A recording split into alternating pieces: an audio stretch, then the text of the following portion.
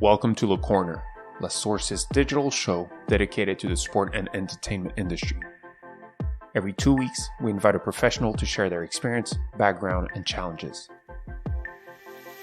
The sport industry moves fast, and having their insights is the best way to keep up to speed. Welcome to LeCorner.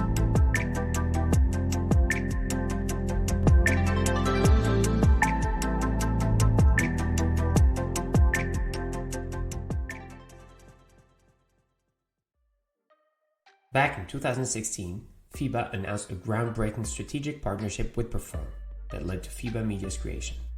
The joint venture between the two organizations is committed to increasing the value of the basketball fan experience and providing fans with unprecedented access to content. For this new LeCorner episode, we had the pleasure to discuss FIBA Media's mission and strategy with its managing director, Andrew Ryan. A great look at how the International Federation delivers content to its fans and their new strategic plans on their courtside 1891 platform with two circles.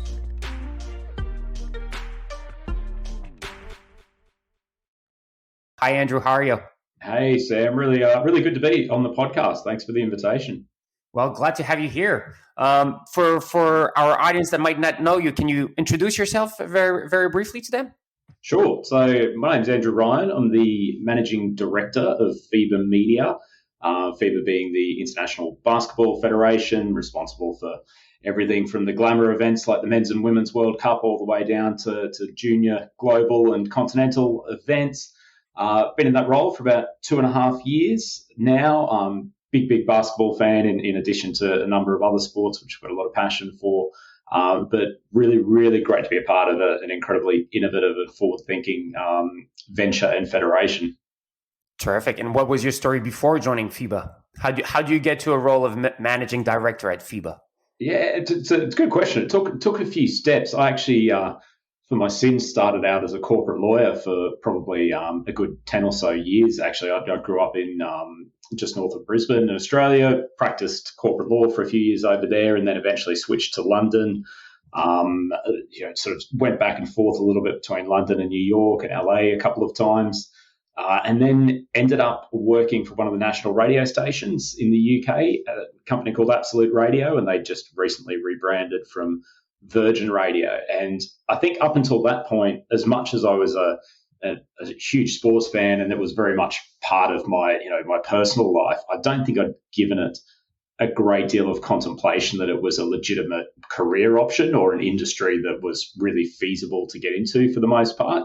Yeah. And while I was at Absolute Radio, it was quite fortunate that in the early months of my time there, we actually bid for and won Premier League commentary rights for the first time in the station's history. So we actually had part of the tender process that the Premier League and their agency ran for those. And through that process, got to meet a couple of people who were involved in the industry, realised that actually in terms of job opportunities, it was probably a bigger one than I'd contemplated before. And I think in particular, given that whether it was media through forms of music, television, or in particular sports, and that combination with sports as an industry felt like probably the first time in my working career that I looked and thought, okay, I think I've settled on what I really want to do and what I want to get into.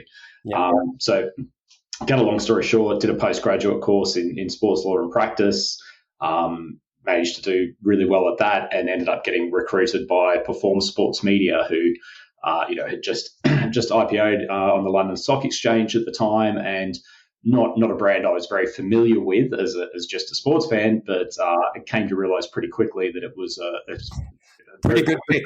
Yeah, it was. It was a great, still a company that had a great entrepreneurial bent, but that was also being maximised at the time by having a significant amount of investment, and I guess also leading the way in a couple of really burgeoning areas of the sports commercial and sports media industry, whether it was live streams on betting services, data for the betting industry, building websites and apps for different companies, starting to get into OTT products on multiple fronts, whether sort of more general ones or sports-specific ones. So it was probably just the best grounding during that sort of 5-year period that I could have asked for. And that basically gave me an exposure to just about everything that could be done in the sports media and sports rights industry over that period. Because at that time at Stats Perform, there was the publisher piece, there was the data piece, there was what else was there? The audio, the video piece. So like at that time, Stats Perform had regrouped all sorts of media industries inside the organization on top of the data piece that is their fundamental bit, right? Yeah, absolutely. And just for clarity, so it was back in the day when it was still Perform Sports Media. Stats Perform is the I guess the combined entity that came when the betting content business was sold off and acquired by Stats. But back certainly in that time, you're completely right. There were so many avenues of commercial activity. You know, the watch and bet video service for betting customers was the absolute leader in its field. The company owned Running Ball, which was the quickest and probably most accurate betting data feed that was available. Had the Omnisport News video service, the ePlayer, which is an embeddable video player that went on to sports publisher sites. We had the Live Sport initial foray into OTT activity, all these broadcast partnerships that set up with WTA, and then eventually that rolled into a deal with FIBA. So that's how FIBA Media came about. And I guess before I sort of ended up at the IOC for 4 years, I was part of the team that helped construct and finalize that deal with FIBA, which, as I said, was part of a few broadcast partnerships that Perform had engineered with rights holders at the time. And so that was a really, really interesting period where Perform was looking quite holistically as to how you could take a rights holder relationship and package together all of these diverse media elements, improve them, monetize them in different ways that may not have been necessarily done before, and really, really improve the economic lot of rights holders around the world. And that's something they've done pretty successfully over a number of years. Interesting. So you arrived after the whole strategy was put together, having that long-term relationship that we'll get back to a bit later down the road on this podcast. But you arrived to just deploy the strategy that had been validated after the joint venture for FIBA Media had been signed. Yeah, correct. So I think the FIBA Media joint venture, I guess we go back to the history of it. FIBA had done a couple of things. First and foremost, it had developed a strategy where it wanted to increase both the frequency and the prominence of international basketball, and international basketball had some high quality, well-known events, or the World Cup or Eurobasket and the like, but it tended, if you go back a decade ago, to float in and out of consciousness. And probably aside from the teams that were participating in those tournaments, there wasn't a great way to necessarily get local populations to engage with national team basketball on a really regular basis. So they developed a competition strategy which implemented a whole qualifiers process for the continental events as well as the World Cup. That came into what was an overarching media strategy, which obviously required both the production and monetization of all of this new content. And that's how the discussion with Perform came about, as to constructing a joint venture which could bring in the expertise and the resources of Perform on one side and utilizing the rights, the connections, the like of FIBA on the other side. And ultimately, without simplifying what was what's quite a complex and very, very detailed partnership, that's what created FIBA Media, the desire to both monetize and produce FIBA content to the greatest extent possible. And so that deal was one of the last ones that I did while I was still a Perform, and obviously backed by I was part of the legal team over there still, with a really, really great commercial team, guys like Jacopo Tonoli, and backed by Alex Rice, who was the Perform at the time, who really did a great job in coming up with not just the economic rationale, but the concepts that sat behind that partnership. So I sort of left at that stage, ended up at the International Olympic Committee for 4 years, got to do some really, really interesting stuff there as the sort of head of legal and business affairs on the media side. So looked after all of the media rights deals that we entered into over that period. Got involved in a lot of the direct-to-consumer and digital strategies, involved sort of fairly frequently with the progression and development of the Olympic Channel and I guess the subsequent digital strategy that came out of that.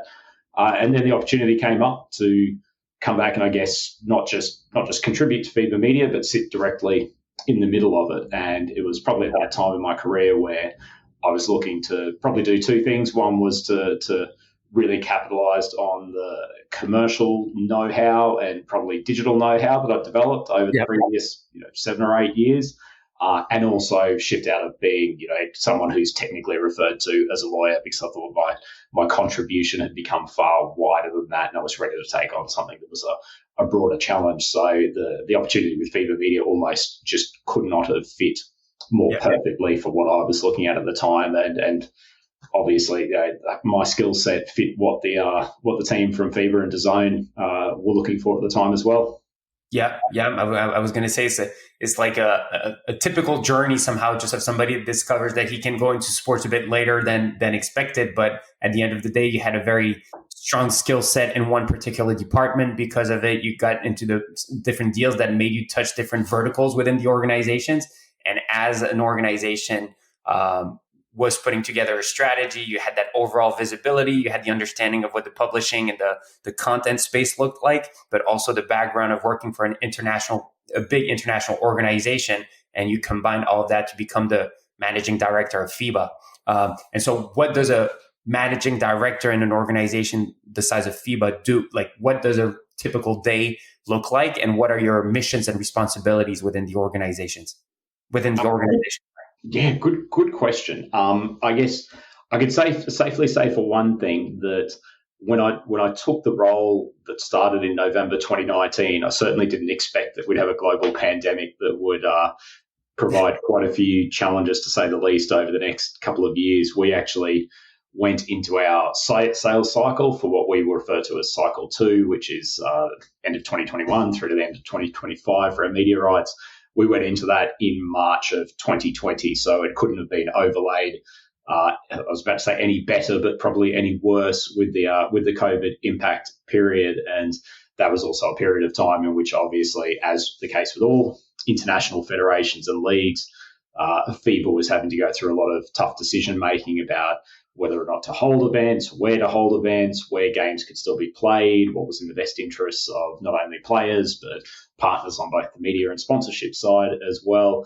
And so that was probably the most unpredictable and slightly insane, I think, 2 years that I'll have in my career. I guess, on the one hand, we were juggling all of the uncertainty and the changes that were coming around the schedule and the potential availability of players or games, but at the same time trying to create a cohesive sales strategy and trying to deliver messages that, notwithstanding what was happening in that environment at the time, that our product was one that was still very much investable into and was not only going to be as good as it had been in the previous 4 years, but we were implementing certain things in terms of the way it was going to be produced or marketed or delivered that was actually going to improve where we were at the time. And it, massive credit to the guys that we have on our commercial sales team that we got through that period actually in an extraordinarily good place, both in terms of visibility and also from the financial side. But in terms of, if I have to nut it down, what my key responsibilities are, I guess it really, we have almost 3 distinct units in FIBA Media. One's sort of sales and commercial side, of where those people actually sit within the design broadcast partnerships team, but they spend quite a lot of their time on FIBA related commercial activity.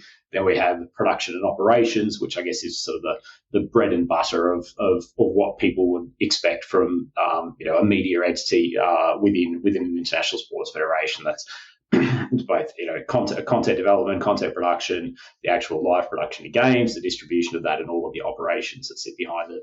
And then on the third side, we've got a pillar that's essentially direct consumer and digital marketing as well, which I'm sure we'll talk about a little bit later on different topics. But so a little bit of it is particularly on the commercial side and the D2C side, which are probably my areas of expertise more so than the production and operations side of things. Just really not, I guess, one or two things I try, trying to empower my team to go and do their jobs as much as possible, and making sure that I'm communicating what my expectations are, and making sure they're clear on what FIBA's expectations are, whether in terms of actual specific sales processes, which has obviously been a fairly frequent topic of conversation over the last couple of years, or our strategy in terms of how we're trying to add certain assets on top of that, or obviously, as once again we'll talk more in future, the development of that D2C strategy, which has come with the launch of the Courtside 1891 product as well. Probably that's sort of one side of the interaction. The other one is almost, I hate the term political sometimes, but it's essentially managing that FIBA relationship. And if anything, I probably talk to the senior people at FIBA, whether it's Frank Lenders or Pat Collar, the head of communications, on a far more regular basis than I do senior people at Design.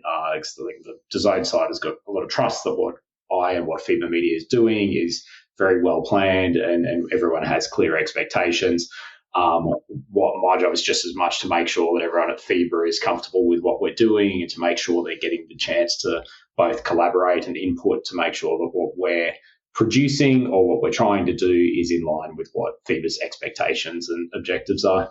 Yeah, makes a lot of sense. And I think we'll get to the courtside piece a bit later, as you mentioned. Production and operation, pretty straightforward, how you go capture and standardize the quality of the feeds and distribute them as efficiently as possible. On the sales and commercial side of things, most of the value that you guys are getting, like for example, UEFA, they have 20 plus competitions they cover. They only have a few that are actually profitable, which are mostly around the Champions League and the Europa League, and then the Euros. Well, actually, to be challenged, but in any case, it's mostly the work that you guys do around the international competitions for the national teams, right? That you pull the most value, more than the BCL and the other more team-related competitions. Is that correct? Yeah, correct. So FIBA Media was set up to monetize the national team competitions exclusively. There's some add-ons that we have in terms of access to club content for certain purposes, but it's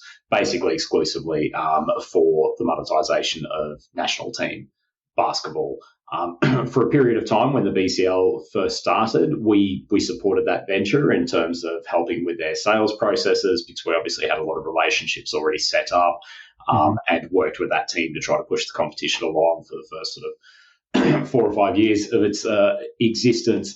They're now working with a dedicated external agency who looks after both their commercial media rights and their commercial sponsorship rights as a single package, which is not something that we were set up to do in the first place. So it absolutely does come from the national team basketball. I think where we probably differ quite materially from the likes of UEFA or FIFA or anyone in the football world for that matter is that because of the one FIBA concept, which essentially brings all of the different governance elements under the one umbrella, we not only have access to the global events in terms of the Men's and Women's World Cup, the Olympic qualifiers, underage global events, but also the continental events. So we will sell to the same broadcasters most of the time: Eurobasket, the Asia Cup, Afrobasket, AmeriCup, and qualifiers for those events as well. And what that allows us to do is both have ways that we can optimize packages for broadcasters in particular territories. So a good example is a lot of countries in Europe where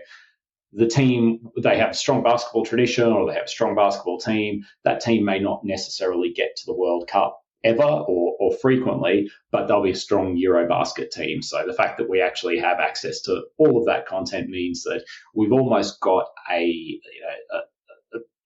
line that we can throw out to almost every territory in the world.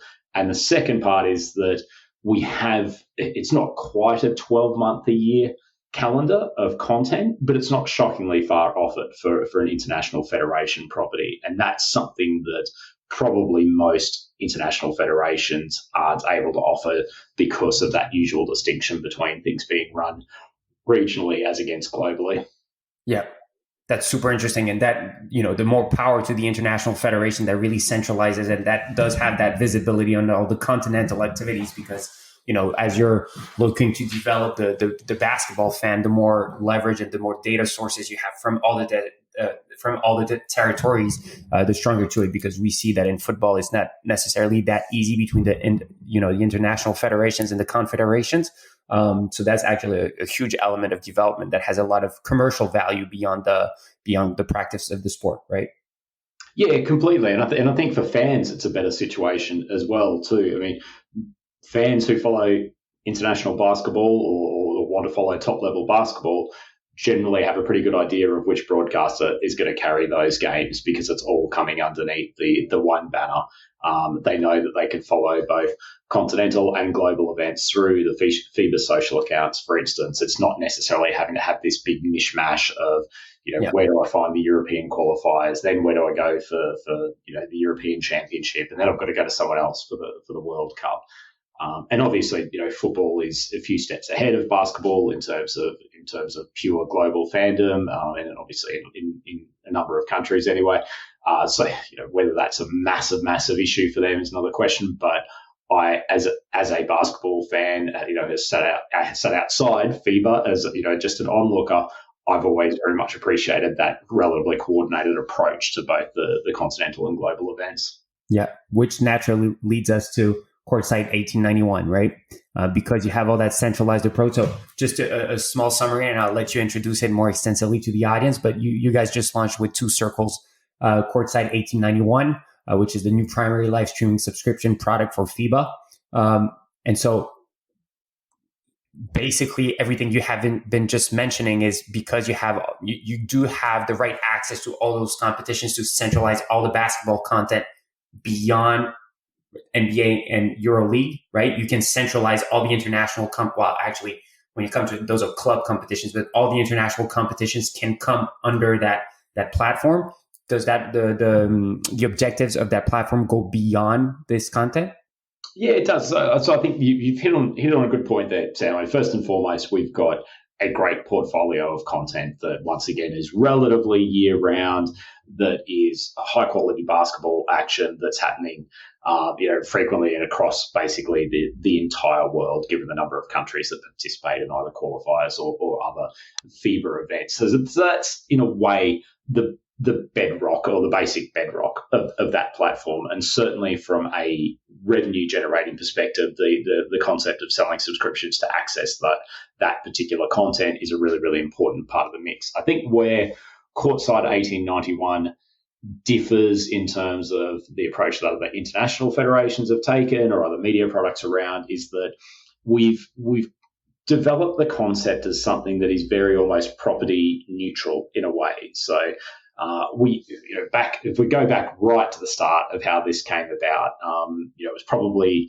maybe a month after I turned up at FIBA, and we sat down and we're just talking about the future, and one of the key questions that Frank Lenders asked, and Frank has a very, very good way of setting the scene with these things for discussion. He sort of asked the question, is FIBA fit for the future? And it's a very, very open-ended question in a way, but a very, very challenging one, and particularly as we were about to move into, the right sales process where you have a quite dedicated task, how important it is economically for the organization.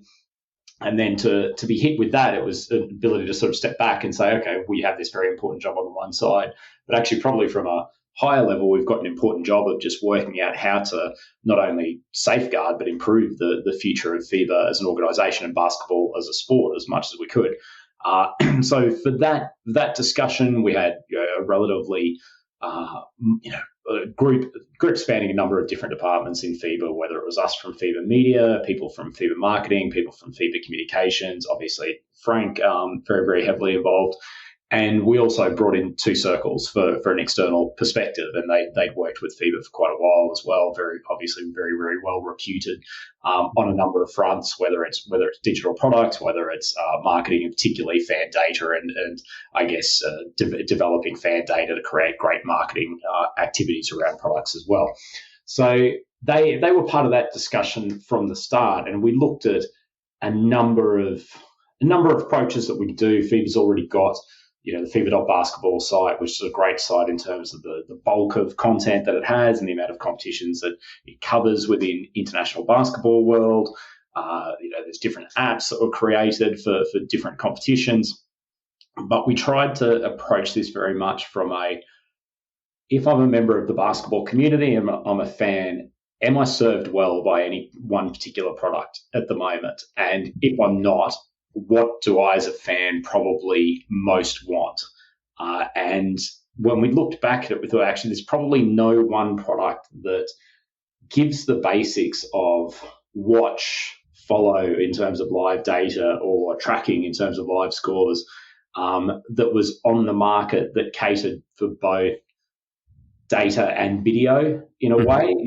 There's loads of live scores types apps that you can follow basketball competitions on. There's YouTube. You can probably search for basketball highlights from just about any league you want. There was just nowhere that really aggregated that in particular. And clearly there's some basketball fans who are only interested in the NBA or only Italian nationals who follow Serie A, or Spanish followers who follow the domestic league there. But there's a high proportion of basketball followers who also follow more than one competition and certainly have an interest in doing so, and certainly would probably do so more if they had an easy way to do it. So that was where we came from very much a fan need basis, and we thought we could develop something that actually met an underserved community of basketball lovers. And that's how Courtside 1891, I guess the underlying product was developed. And then it came the strategy of, what's our benefit for having this as a FIBA branded product? Is it actually a better option to have it as a product that has no direct affiliation to the international federation? So in a way, FIBA was the best positioned organisation in the basketball world to do this, but we also didn't want to do it on a basis that it felt and looked and came across like a FIBA product. So as it is at the moment, we've got all the major FIBA events that is part of subscription packages, and that will very much be an important part of it moving forward. But we've also got live data from over 100 basketball leagues around the world. So it's sort of essentially trying to create a one-stop shop in terms of a game center type experience that is being supplemented by highlights of a number of leagues. And we've already incorporated stuff like the Basketball Africa League into that, the Basketball Champions League, FIBA Europe Cup, and a few of the other club competitions as well, on top of the national team basketball. We're about to start moving into discussions with various domestic leagues to work out how we can create partnerships that are mutually beneficial, and whether those partnerships to begin with just look like having highlights content from those competitions and us trying to help promote those competitions in and of themselves, and then perhaps even moving on to the situation where you end up having, whether it's live rights in dark markets or markets where there's not a huge amount of demand from local broadcasters to take it.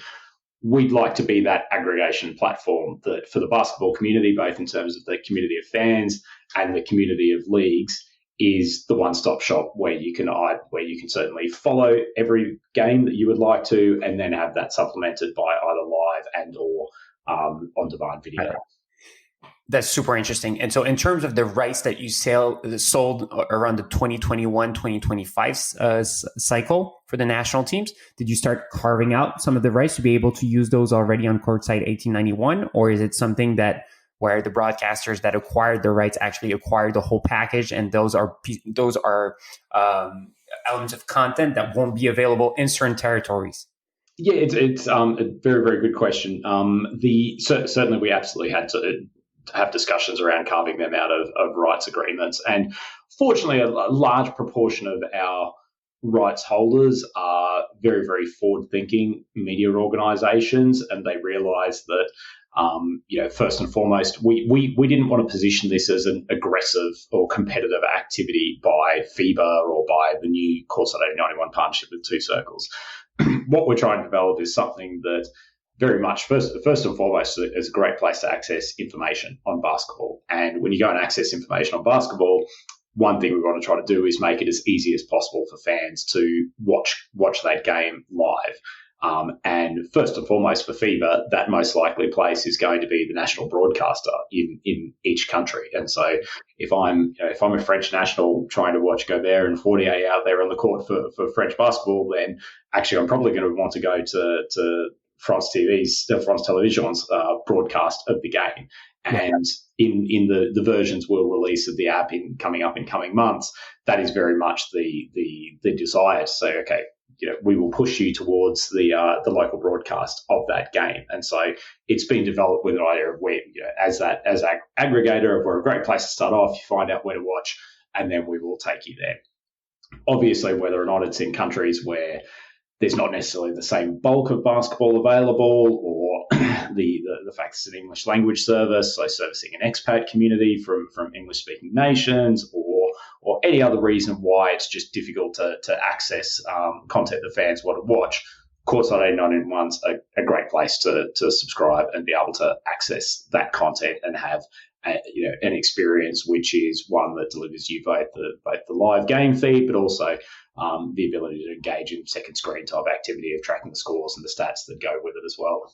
Yeah, the intent is just for it to become the one-stop shop where you go consume your basketball information, and then you guys intelligently redirect in the right directions, and that all makes a lot of sense. And in some way, it's pretty close to the strategy that I discussed not so long ago with Mutasem from World Volleyball, who have started acquiring rights, around Serie A volleyball, for example, and it all makes a lot of sense. The one major difference is they very much went under the Volleyball World branding, and you guys decided to go for a completely different branding, which I think has advantages and disadvantages. But what was the whole rationale behind this choice?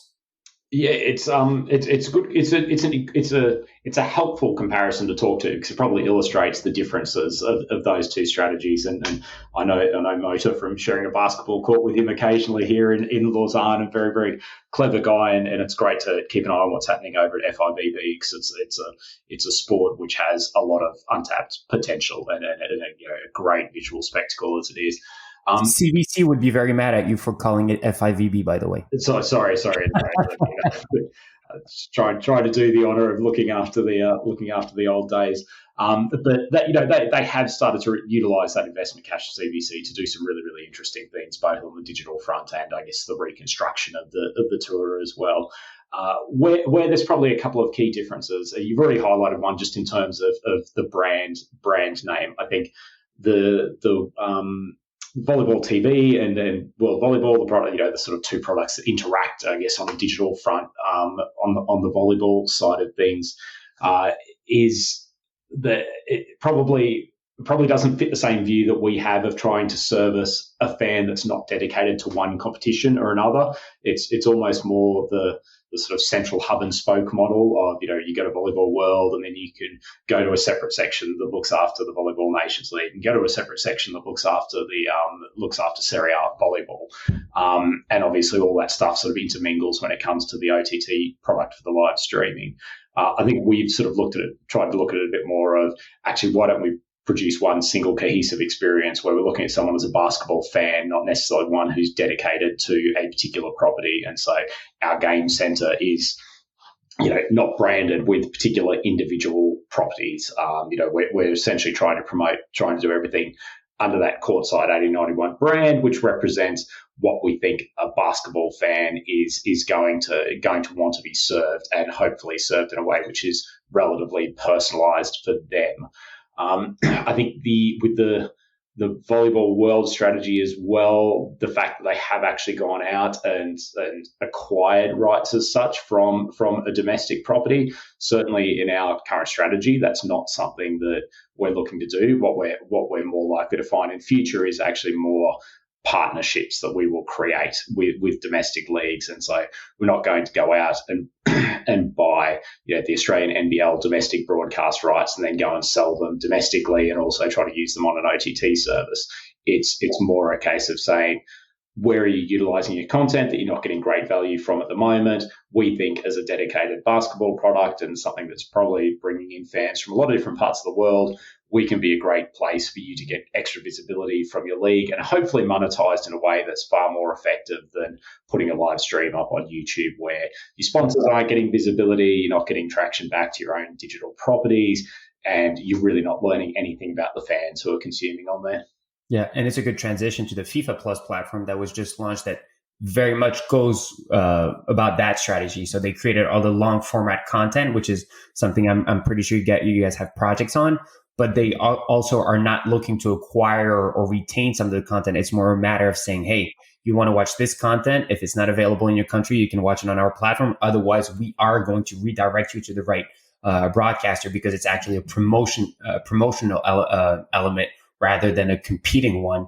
And it's funny because also in the sport tech world, there are organizations that are looking at that from a startup angle, like a Buzzer, who are looking to actually do the promotion, not compete with the broadcasters, but create mutual value in some kind of way. Yeah, absolutely. And it was interesting to see FIFA Plus come out only probably a month or so after we launched Courtside 1891. And once again, there's some similarities in what they're doing. You've hit the nail on the head of one where it's looking, from the live streaming purpose to be somewhere more a home of content that is not, necessarily the domestic, the major domestic market, for instance, but actually servicing either overflow fans in other countries or in places where there's just not as much visibility of the particular league. I think where we, on the FIFA Plus side, I liked that we took the innovative and bold step of going for a completely fresh and new brand rather than necessarily housing it back with the International Federation. Not questioning FIFA. I'm sure they've got very good reasons for everything they do on that front. And, from having looked at that product, it's a really, really nicely designed product, very easy to navigate, and they've done a good job with it. So I think, once again, we're trying to look at this as a fan-centered product rather than necessarily something that's reinforcing a relationship back to an existing federation. I think on the long-form content part, it's an interesting question, and it's obviously very much all the rage within sports federations and sports leagues at the moment. And rightly so. There's been some great case studies. Whether or not Drive Survive's the easy one to pluck out, but plenty of others that have done a really, really good job. I think when it comes to the long form content, I guess what FIFA Plus is doing looks a little bit more what Olympic Channel was trying to do back in the day, of saying, we'll put a big investment into original content series, but we want you to come to us to find that. And I guess the upside of that is having, that investment is going directly towards bringing people towards your own platform. I guess the downside of that is that, if you're looking in that sort of Venn diagram of, people who sit and watch content on Netflix and are, sports fans or have a some sort of interest in sport, but aren't necessarily strong football fans or strong Olympic fans. And then you've got, the people, the people who the delivery of that content to that group, that you're almost looking for a meeting of the minds there of you're reaching people who might not necessarily be fans of your particular property or fans of your particular sport, and trying to give them a reason to engage, in which case they will probably come to your separate digital properties later on. And I guess where we're looking on the long form content space is probably more in that area of how is it that we can use some of the really great stories that sit around international basketball and to house them on platforms that will bring new audiences, whether or not to Courtside 1891 or to FIBA events, full stop, rather than necessarily saying, here's a big budget for original content creation, but we're going to essentially make you come to us to consume that. Probably makes a lot of sense, right? Like FIFA is, and it's a funny debate, because looking at the FIFA Plus platform, I was like, well, why would I go there? And then you start looking at their original content and you're like, oh, well, I do consume a lot of the content I consume on Netflix as a sport fan are the sport related topics, right? And football is my favorite sport. So why not go see more of that quality content directly on the FIFA Plus? For you, it's a bit of a different path because it's about, customer acquisition. So for you, it would be more top of the funnel, create some content on those existing platforms so that people come to Courtside, but you're not going to challenge Netflix, Amazons of this world. You're more going to use them as a funnel to your platform to grab, more and more users that you can, Yeah, and I think that's not to say that we'd never do anything in that long form content space, or that we won't utilize some content that's being produced for other means on Courtside 1891. Absolutely not. And for the moment, it's not Netflix style content, but we have weekly magazine shows or wrap up shows from FIBA World Basketball, from the Basketball Africa League, that are already sitting on the service, which are not just basic highlights content. But I think our view for the moment is that if you're going to make the investment into those long form content pieces, and particularly being able to draw out elements that are a far deeper and for a lot of people who are not dedicated fans of your sport or your property, probably the things that could actually tweak some interest in them, that you're better off exposing that to a group of people who are not your dedicated existing fans, rather than necessarily using it as another reason to create some stickiness on your own platform. Yeah. But everyone's got their own strategy. That all of these sports properties are in very, very different stages or situations. And so everyone's got to make their decisions based on what their best guess is at the time of how they can achieve their goals. Yeah. And the audience, the basketball audience, is definitely one that has its own code, and that's their own codes, and that's very urban and hip hop, and that have different needs than the typical one you would probably see for world volleyball. So that's how I understand the differences in strategy, and I think that both of them are very relevant to their individual sports. But one thing that's super interesting also in the way you went about that courtside platform is very much like you go a lot of how you go about as FIBA with a lot of your strategies is building a long-term strategy with a big player in the space, right? So we talked about the zone FIBA joint venture. There's the one with In Front on the whole marketing side of things. And now on that platform, there's the specific one with Two Circles, who is probably one of the best actors in the space right now. And so tell us a little bit more. Is that like something that you proactively look for? Is it something that where organizations are interested in FIBA, so come about with good suggestions? How are those decisions made within FIBA? And is it part of a strategy to say, hey, we only go in long-term relationships to actually build the value and optimize it so that by 2030, we actually have the place that we want to have in the sports environment? I'd say first and foremost, it's reflective of whether it's spoken or unspoken mentality within FIBA, that it is an organization that is both very open to and has exhibited a great capacity to be collaborative with whether commercial organizations, as you mentioned, DAZN, In Front, now Two Circles, or even with other actors in the space. So we have Mark Tatum, who sits on the central board of FIBA, who's the Deputy Commissioner of the NBA, and it'd be very easy as the International Federation to be all high and mighty and say, we look after our own turf. The NBA is this amazing commercial behemoth that sits across there in the States and Canada, and we have players who participate in both, but ultimately we're the world body. Actually, the complete opposite.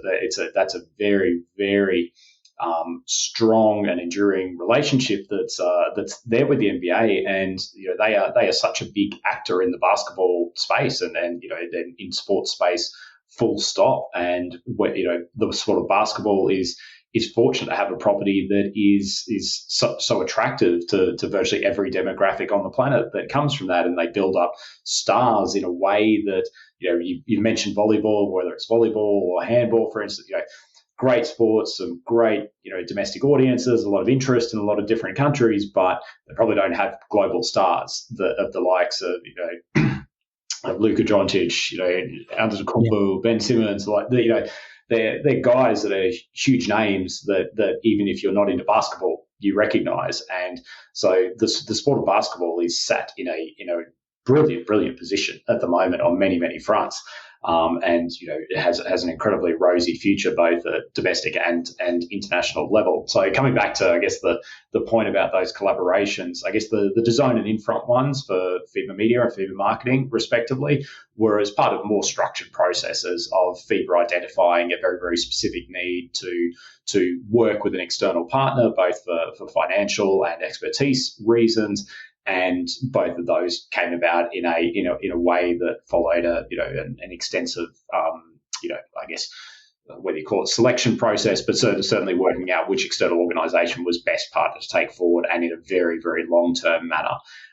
In terms of the Two Circles involvement with Courtside 91, that actually started as I mentioned, as a consultancy relationship, and Two Circles were bringing a lot of value to the table, both from their previous experience of being involved with digital platforms, particularly OTT platforms for the likes of NFL Game Pass and Tennis TV, but also there's probably not too many better, or if any, in the world of fan data management for sports and the utilization of that fan data, both to improve and develop products, but also for marketing purposes. And it came to the point that we were looking at Two Circles and saying actually they have the capacity to make this product a lot better than it would otherwise be. And Two Circles coming to FIBA and saying, actually, we've got a huge amount of belief in this product, and we want to be a part of it in a more deeper way than just a service provider or an advisor on the sidelines. And from that point, I guess we almost have the dual track of both developing the strategy, developing the business model, but also developing what a partnership might look like on that front. And, that was something that both parties were very careful, very, very precise with, that we tried to use, existing structures as much as we could, but it was a very, very bespoke project that we're running. So, over quite a period of time, we eventually came to both, an economic and a delivery arrangement that everyone was comfortable with. And I think very much like the FIBA Media relationship, it's a partnership by name, but also in substance as well. It's obviously turned into a very, very important venture for Two Circles, who are very, very very, very prominent in the space of acquisitions at the moment, but also in being able to demonstrate that they can take these projects from something that is essentially being built from scratch into what we hope will be one of, if not the leading basketball media property in the world by the time we get a couple of years down the track. And but it's being done in a way in which we internally try not to get caught up in what does FIBA want, what does Two Circles want on the other side. We're always trying to keep that idea at the forefront of how can we best serve serve the basketball fan community? How can we give them something that is going to be attractive to them and they think is worth investing both their time and their money in at their end, but also looking after all the different basketball stakeholders, whether it's the national federations, the leagues, our existing broadcast partners, and it's a complex mix, but trying to create something that serves all of those objectives, and once again in a way which creates a good product at the end of the day. Yeah, from my position, having been in the startup world, it makes a lot of sense, right? It's two organizations taking a mutual risk because there is a risk there, but there can be a lot of benefits in the midterm if the project follows the path that you probably have in mind for it. So. That makes a lot of sense. And there's a lot of, it's like a marriage, right? In some kind of way. So you have to, put the interest of the couple at the center versus push your own agenda on each side. So that's a very interesting one. Just because we're going to be out of time very soon, and we could go on this conversation for very long. But one thing I wanted to touch base on is that the fact that beyond working for FIBA, beyond being in the middle of all those joint ventures, big strategies, etc., you are also involved in cricket. So tell us a little bit more about that. So it's an interesting. I don't know if calling it a sideline is probably a major stretch, but I guess outside of basketball, cricket's my major sport, and certainly the one that I've played the most over the years. And when I first moved to Switzerland about 6 years ago, that was one of the ways in which I established a new community of friends as well by joining up to the local cricket club just outside of Lausanne called Cosnay Cricket Club. It's a club that's been around for 25 years at the time. Recently had its 30th birthday, but has become a really, really great source of friendships and a way to really stay involved in the game. And to cut a long story short, it enabled us to get involved in a new venture, the European Cricket Network, which has had its first big event, European Cricket League, back in 2019, started by a great Australian young entrepreneur, Daniel Weston, who was based up in Germany and had been reeling off a product called German Cricket TV for a while. Met up oddly in an incredible coincidence, which has very little to do with why I'm involved in it, but with Frank Lenders and Thomas Klus, who are both part of FIBA as well on the FIBA Media and marketing side, and created out of nothing. I have to interrupt you because I didn't even know cricket existed in Germany, but sorry, keep going. It's part of the interesting story of cricket on the continent, which had its history back in the day where you had countries like Denmark and a few others that had either connections with, for business or educational purposes, with the United Kingdom at the time, which was a fairly influential country going back a couple of hundred years, that that cricket was actually something that was played, particularly, I guess, in elite schooling circles or elite business circles, and then has been completely reinvigorated probably in the last 15 years by, large amounts of subcontinental immigration, and obviously with cricket being a sport where it's very, very popular in Commonwealth countries, but in particular across India, Pakistan, Bangladesh, going down to Afghanistan, Sri Lanka as well.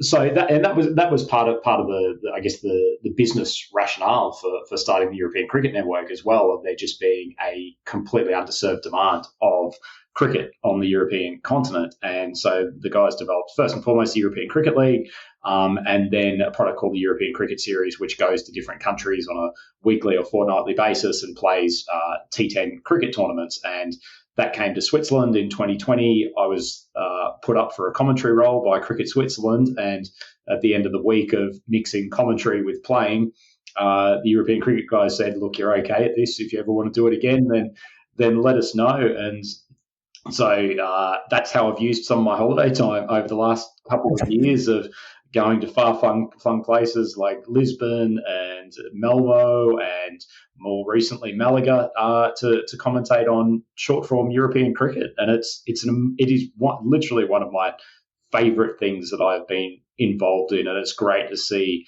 an entrepreneurial activity like that, and particularly one that's promoting a sport that you love, really taking shape. It's amazing as a kid who used to love listening to cricket on the radio or watching on the TV, to sort of almost live out that boyhood dream of being one of a commentary team, and seeing the fact that your voice is being heard by a couple of million people across the world, who are watching the live broadcasts. It's not something that I ever expected to be involved in, or I guess sort of planned a career move, but it's a really, really enjoyable thing to do. Yeah, so I was going to say that what does a managing director of a big international federation do on his time off? He actually does the commentaries for another sport as a side gig that has 2 million listeners to him. So that's a nice story. It's a funny one, and I guess I have a lot of appreciation for what our commentators go through with FIBA Media as well. From having been on the other end of it, but it's great, and I guess the great thing is, compared to a managing director role, is that once the game's done and dusted each day, that's the end of my job, and I get to shut up the microphone, shut up the laptop, and go back to the hotel, and it's a great condensed experience. Yeah, I guess you get to enjoy it more than the way we do it in the working fully on our sport. That makes a lot of sense. Just one last note, if to conclude this podcast. What would you recommend in terms of, what have you read, watched, followed recently that could be inspiring to all the audience that is listening to us, whether it be a book, a TV series, a movie? Like, what would you recommend to our audience? I'll leave aside the recommendation to the LeCorner podcast, which has had some great material the last couple of months. I'm really big on podcasts, to be honest. I think they're a great format for really in-depth discussion. I think if there's one thing that I look at from the sports and the sports media world, we're a little bit too press releasey sometimes in the way that we talk about things. There's a lack of rigor going into the hows or the whys that someone's trying to achieve something, and especially for someone like myself, who I think of as almost a bit of a positive cynic in a way of, I don't like reading things at just a superficial level, and I like to question them, but question them with a view to how can we make this work, or how can this new technology evolve to be particularly useful for basketball, the sports industry, or the like. So on that front, there's a couple of podcasts podcast I really enjoy is the Unofficial Partner podcast, which Richard Gillis hosts. Sometimes quite UK centric, but Richard's got a great way of asking what are probing, but sometimes quite basic questions that are great to give people the floor to describe what's going on. That's certainly one of them, and I guess the other one in terms of more reading content. I always really enjoy getting the Leaders newsletter each week, and the Broadcast Disruptors newsletter, and I like, coming from that slightly cynical viewpoint, I like the way James and David take a bit of a a bit of a let's mock the top line, headline, but look into a little bit more depth as to what's really going on, question the validity of strategies, make an assessment of what they think is, a smart move or not so smart move. And it's a really, really good format. And I think, as I said, one thing I really enjoy opening each week. Yeah, I do have to agree. I love their cynical approach, and I love that they bring a different tone that makes you want to read them over all the other newsletters that are out there, because you know that you're going to have interesting information and it's going to get a grin or two out of you. So totally double down on that. One last question. Who would you recommend? Who would you like to hear that you work with, that you know about, that would be interesting for us to reach out to for our Corner podcast? Oh, incredible. Big question. I don't, close to home, I genuinely, and this seems entirely sycophantic, I really actually sitting down and talking with Frank Lenders, who heads up FIBA Media and marketing, about his thoughts on the media in the digital world. We don't necessarily always agree 100% of the time. Probably most of the time we do. But really, really good thinker on macro and micro trends as well. And for someone who's been around for quite a while as well, very much up to date on the burgeoning world of blockchain-enabled activity and NFTs and the like, which is a bit of a separate discussion entirely. I think separately, there's one space I'm really, really big on and really, really interested in is, I guess, mobile-enabled participation or coaching for sports. So there's a couple of great products around. You've got Home Court in the basketball space, which is essentially a basketball training app that utilizes your mobile phone camera to record and analyze your shooting performances and the like.